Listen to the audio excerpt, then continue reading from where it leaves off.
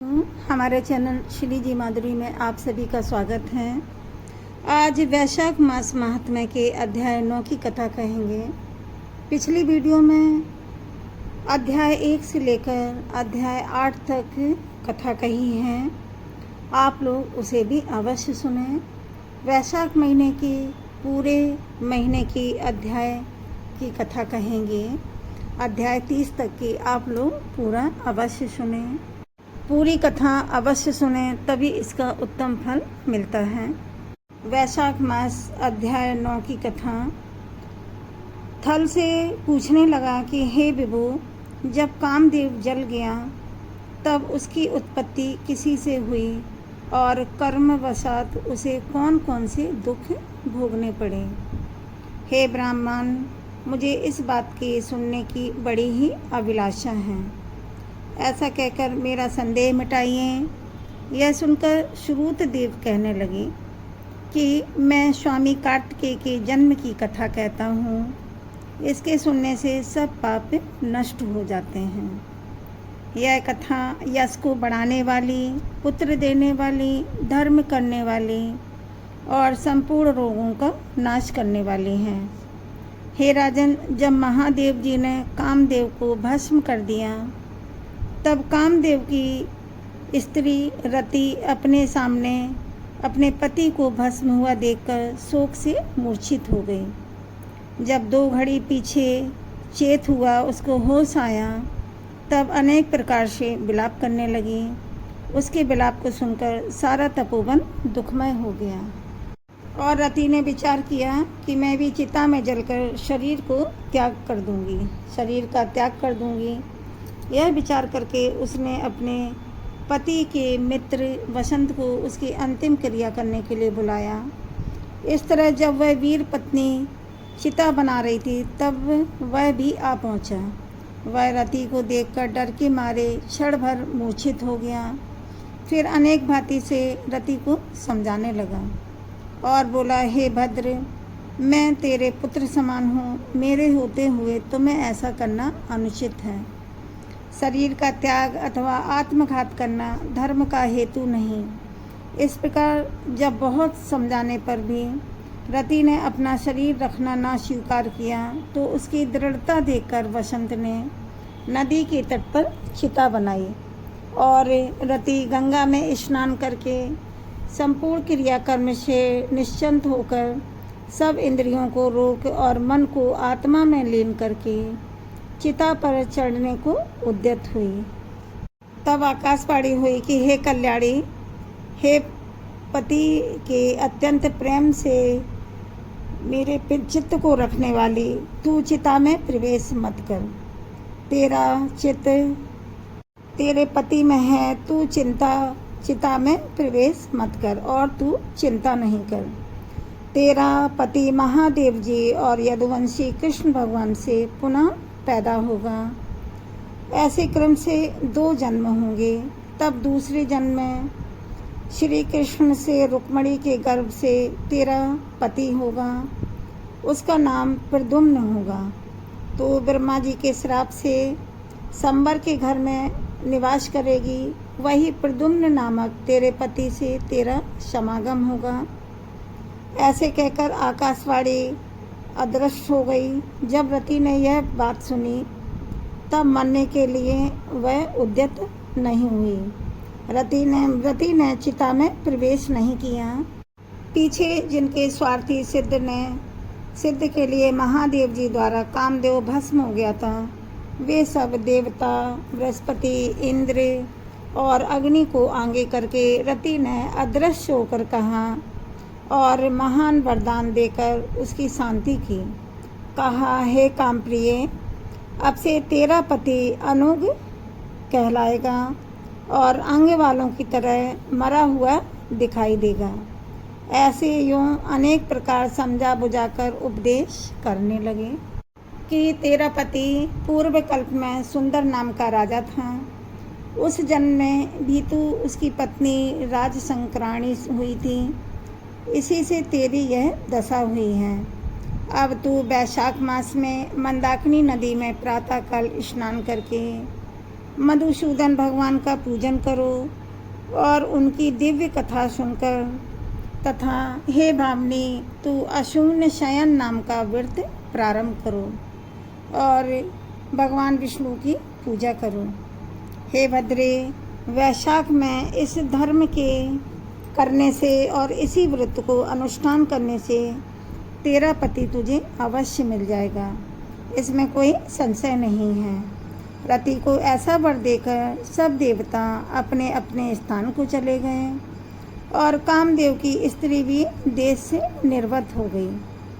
वह मेष की संक्रांति में गंगा स्नान करके बड़े उत्तम मन से अशून्य शयन व्रत धारण करती हुई इस पुण्य के प्रभाव से तत्काल कामदेव उसको दिखाई दे गया और यह ऐसा पराक्रमी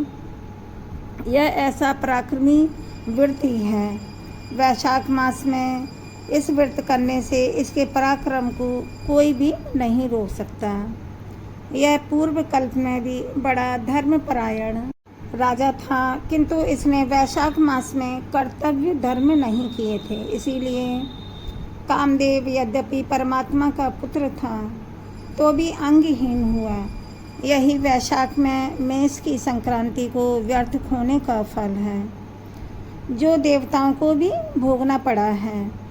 मनुष्यों का तो कहना ही क्या, जब महादेव जी अंतर्ध्यान हो गए तब पार्वती जी निराश हो गईं। ऐसे पार्वती जी चुपचाप खड़ी रह गई और नहीं जानती भाई कि क्या करूं। पार्वती जी की ऐसी दशा देखकर दोनों हाथों से गले लगाया हिमाचल उनके पिता ने और अपनी पुत्री को घर ले गया। और पार्वती जी भगवान महादेव जी के रूप और उदारितादि गुणों को देखकर ऐसी ही मुग्ध हो गई थी कि उसने यह बात मन में निश्चय ठान ली कि शंकर जी ही मेरे पति होंगे।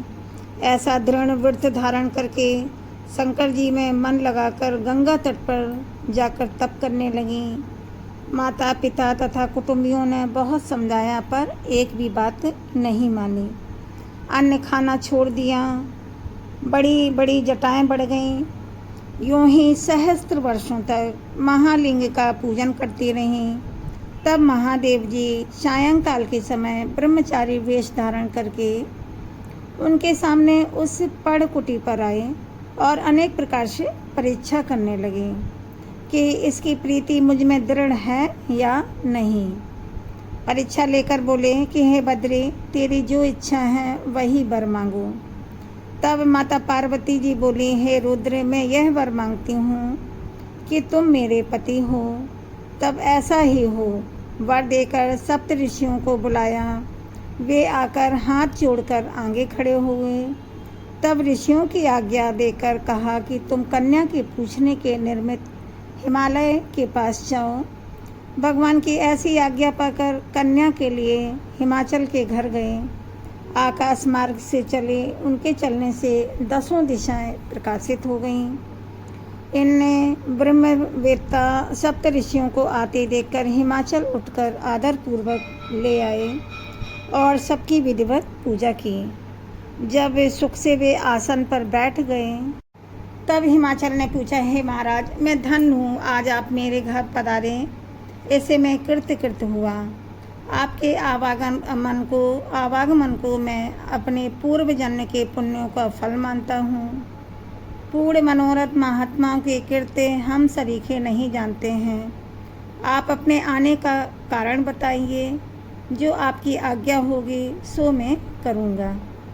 यह सुनकर वे सप्त ऋषि हिमाचल से बोले, हे गिरि पर्वत, तूने अपने ही समान दृढ़ वाक्य कहे हैं। महोदय, हम अपने आने का कारण तेरे प्रति कह रहे हैं। हे राजन, जो तेरी पार्वती नाम की कन्या है सो पहले दक्ष की पुत्री हुई थी, इसीलिए अपने पिता के यज्ञ में देह त्याग दिया था। इसी ने अब तेरे यहाँ जन्म धारण किया है। इसका पाणी ग्रहण करने योग्य 3 लोकों में महादेव जी को छोड़कर और कोई नहीं है। इसीलिए हे कल्याण की इच्छा करने वाले, हे हिमाचल, कल्याण की इच्छा करने वाले, तू अपनी कन्या का विवाह महादेव जी से कर दे। तूने सहस्त्र जन्मों में अनेक सुकृत अब सौभाग्य से परिपाप को प्राप्त हुए हैं। ऋषियों के इन वचनों को सुनकर हिमाचल को अत्यंत हर्ष हुआ और बोला कि मेरी पुत्री तो छाल के वस्त्र धारण कर सकती हैं, गंगा तट पर अनशन व्रत धारण कर अत्यंत कठिन तप कर रही हैं। वह महादेव जी को पति ही बनाना चाहती हैं, पति बनाना ही चाहती हैं, उसका मनवांछित यही कार्य है। हे मुनिवरों, मैं अपनी कन्या महादेव जी को दे चुका हूँ। अब आप शीघ्र वहाँ पधारो जहाँ महादेव जी हैं और उनसे जाकर कहो कि हे प्रभु, हिमाचल ने प्रीति से अपनी कन्या आपके निर्मित दी हैं, उनको अंगीकार कीजिए, उनको स्वीकार कीजिए। ऐसे उनसे कहकर आप ही इस कन्या के विवाह का प्रबंध कीजिए। जब हिमाचल ने यूँ कहा तब सप्त ऋषि महादेव जी के पास गए और उनको सब समझा बुझाकर विवाह निश्चित कर चले गए। तब तो लक्ष्मी आदि सभी ब्रह्मा और विष्णु आदि सब देवता आ गए। तब तो लक्ष्मी जी आदि सब विष्णु भगवान सभी देवता, छहों मातृका और सब मुनिगण उस महोत्सव को देखने बाराती बनकर चले और महादेव जी सब देवता, मुनि, मातृका आदि को संग लेकर बैल पर चढ़कर चले, जिनके चारों ओर भूतगण संग हैं। भेरी, शंख, मृदंग, पिड़ब, मूर्छंग आदि अनेकों बाजे बजने लगे। बंदीजन अनेक प्रकार के शब्द करते जाते हैं। ऋषिगण वेद की रचना के पाठ कर रहे हैं। सब प्रकार इस प्रकार हिमाचल की पुरी में प्रवेश किया। फिर सुंदर मुहूर्त, शोभे, लग्न और शुभ ग्रहों की दृष्टि में हिमाचल ने अत्यंत ही प्रसन्न मन से विवाह कर दिया। हे राजन, त्रिलोकी के प्राणी मात्र इस उत्सव के आनंद में डूब रहे थे। इस महोत्सव के पूर्ण होने पर संपूर्ण लोगों के कल्याण करने वाले भगवान शंकर लोकोकी के धर्मों का पालन करने के पार्वती के संग स्वच्छंदता से रमण करने लगे। संपूर्ण रिद्धि सिद्धियों से युक्त इंद्र भवन तुल्य हिमालय की शिखर पर नंदिनी के तीर पर वन के बीच रात्रि जहाँ मतवाले भौरा गुजारते थे, पक्षी कुहकुहाते थे, पक्षी चहचहाते थे और शब्द करते थे, ऐसे स्थान पर महादेव जी सहस्त्र दिव्य वर्ष तक रमण करते रहे। देवराज इंद्र ने स्त्रियों को वर दिया कि उस समय पुरुष संसर्ग करने से इस निश्चय ही स्त्रियों का गर्भ ठहर जाए। जब महादेव जी पार्वती के संग नित्य प्रति रमण करने लगे, गर्भ स्थिति नहीं हुई तो सब देवताओं को घोर चिंता हुई। सब मिलकर आपस में विचार करने लगे कि क्या कारण महादेव जी नित्य प्रति पार्वती के संग रमण में प्रवृत्त होते हैं। ऐसे नित्य ही गर्भस्राव हो जाने से हमारे कार्य की सिद्धि कठिन है। अतः अब कोई ऐसा उपाय करना चाहिए जिससे महादेव जी फिर रति करने में प्रवृत्ति ना हो।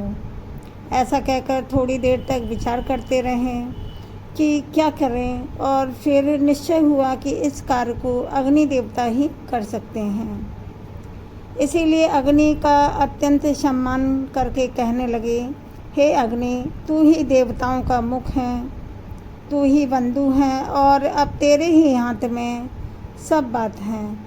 अब तू ही बता कि वहाँ पर जाकर जहाँ महादेव जी रमण कर रहे हैं, जब वे रमण कर चुके हैं तब तू प्रकट होकर सन्मुख चले जाना, जिससे वे पुनः रमण ना करें, क्योंकि तुझे देखकर पार्वती जी लज्जा के मारे वहाँ से हट जाएंगी। तब तू शिष्य होकर कामादि शिव जी से तत्प्रश्न करना। ऐसे तत्व प्रश्न के बहाने से महादेव जी का बहुत सा समय लगा देना। ऐसे बहुत काल व्यतीत हो जाने पर पार्वती से स्वामी कार्तिक का जन्म होगा। जब देवताओं ने ऐसे प्रार्थना करी तब अग्नि ने कहा, अच्छा मैं जाता हूँ। यूँ कहकर महादेव जी के पास गया, परंतु वीर के स्खलित होने से पहले ही रमण समय अग्नि चला गया और पहुँच गया। उसे देख वस्त्रहीन होने के कारण पार्वती जी की बड़ी लज्जा उत्पन्न हुई और मन खिन्न हो गया तथा रमण छोड़कर अलग हट गईं। तब महादेव जी को बड़ा क्रोध हुआ और अग्नि से बोले, हे दुर्मते, इस अस्खलित वीर को तू ग्रहण कर। दुष्ट मेरा वीर दुहसय है, तूने रति में विघ्न किया है, अतः अपने वीर को तेरे मुख में त्यागूंगा। ऐसा कहकर अग्नि के मुख में वीर छोड़ दिया। उस प्रचंड वीर के उदर में प्रवेश होने से वह जलने लगा और चिंतित होकर स्वर्गलोक गया। अत्यंत कठिनाई से प्राण बचे। तब देवताओं से सब वृत्तांत कहा। अग्नि की बात सुनकर देवताओं को हर्ष शोक दोनों हुए। वीर के स्थित हो जाने से तो हर्ष हुआ, परंतु प्रसव कैसे होगा, इसका अत्यंत दुख हुआ। अग्नि के उदर में महादेव जी का तेजोमय वीर बढ़ने लगा, यहाँ तक कि 10 महीने बीत गए। जब प्रसव का कोई उपाय नहीं हुआ, तब अत्यंत दुख से दुखी होकर गर्भ प्रसव के हेतु देवताओं की शरण में गया। तब सब देवता अग्नि को संग ले महायशस्विनी गंगा जी के पास गए और सब मिलकर स्तुति करने लगे, हे माता, तू ही संपूर्ण देवताओं की माता है। जगदीश्वरी, हे भद्रे, तो देवताओं के निर्मित शंकर जी के इस तेज को धारण करो जो अग्नि के गर्भ में बढ़ रहा है। वह स्त्री न होने से प्रसव नहीं होता है, अतएव तो इस अग्नि की और हम सब पर दया करके हमारी रक्षा करो जो अग्नि के गर्भ में बढ़ रहा है। वह स्त्री न होने से प्रसव नहीं होता है, अतएव तुम इस अग्नि और हम सब पर दया करके हमारी रक्षा करो। ऐसा प्रार्थना करने पर गंगा जी ने तथा स्तु सब देवताओं ने अग्नि को गर्भ मोचन मंत्र का उपदेश दिया। उस मंत्र से गर्भ का आकर्षण कर उस भगवान शंकर के तेज को अग्नि ने गंगा में छोड़ दिया। यह तेज बड़ा दीप्तिमान और लोकों में असहनीय था। कुछ मास पर्यंत गंगा जी ने उसे सहन किया और उसके सहने में असमर्थ हो गई। उसके प्रभाव से जल सूख गया और रक्त कलेवर दिखाई देने लगा। पिताव्रत के प्रभाव से देवी अत्यंत दुख से व्याकुल हो गई। तब लोक पावनी गंगा ने अपने उदग्रस्त में गर्भ को त्याग दिया, जो सर्पतों में जा गिरा। सर्पतों से विदीर्ण होकर उस गर्भ के 6 भाग हो गए। तब ब्रह्मा जी की भेजी हुई 6 कृतिकाएँ आईं और उन्होंने संक्रांकों से विभिन्न सांबवी तेज के 6 भागों को ग्रहण करके 6 मुख का पुरुष बनाया, परंतु उसके शरीर एक ही था। ब्रह्मा की आज्ञा से उन कृतिकाओं ने उसे बहुत दृढ़ कर दिया। यह पुरुषाकार 6 मुखी शरीर बहुत समय तक सरकांडों में वैसे ही पड़ा रहा, उसका कोई रक्षक नहीं था। एक दिन बैल पर चढ़े हुए महादेव पार्वती जी उसी स्थान पर होकर श्री शैल को जा रहे थे। सांबवी तेज के 6 भागों को ग्रहण करके 6 मुख का पुरुष बनाया, परंतु उसके शरीर एक ही था। ब्रह्मा जी की आज्ञा से उन कृतिकाओं ने उसे बहुत दृढ़ कर दिया। यह पुरुषाकार 6 मुखी शरीर बहुत समय तक सारकांडों में वैसे ही पड़ा रहा, उसका कोई रक्षक नहीं था। एक दिन बैल पर चढ़े हुए महादेव पार्वती जी उसी स्थान पर होकर श्री शैल को जा रहे थे।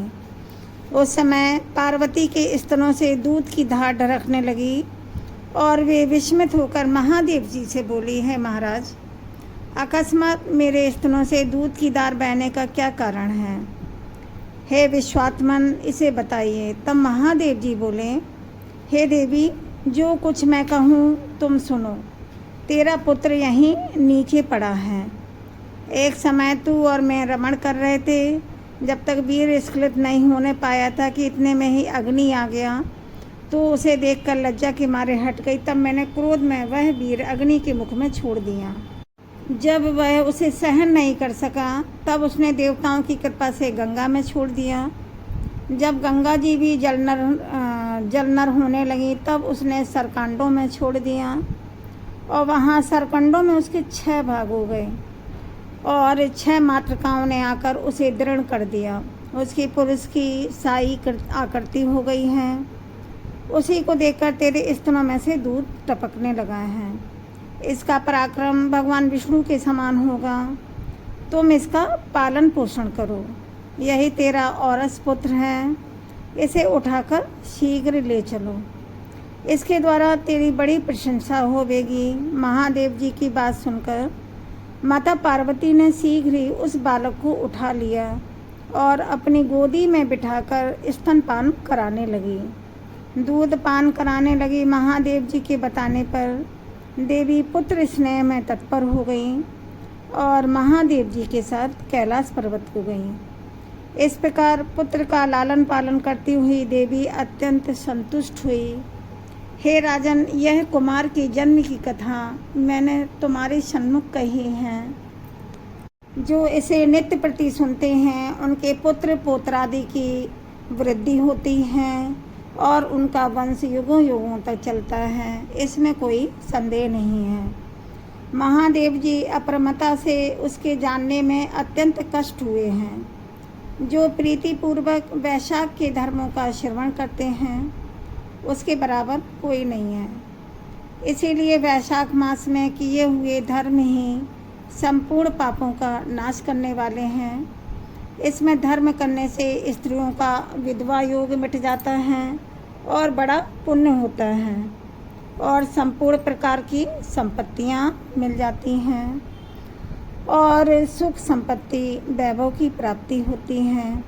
इसके प्रभाव से अनंग कामदेव भी अंगों वाला हो जाता है।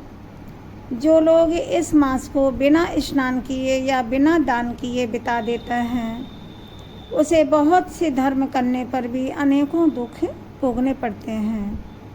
जो इसी के एक मास में धर्म कर ले तो वह संपूर्ण धर्मों के लिए हितकारी है।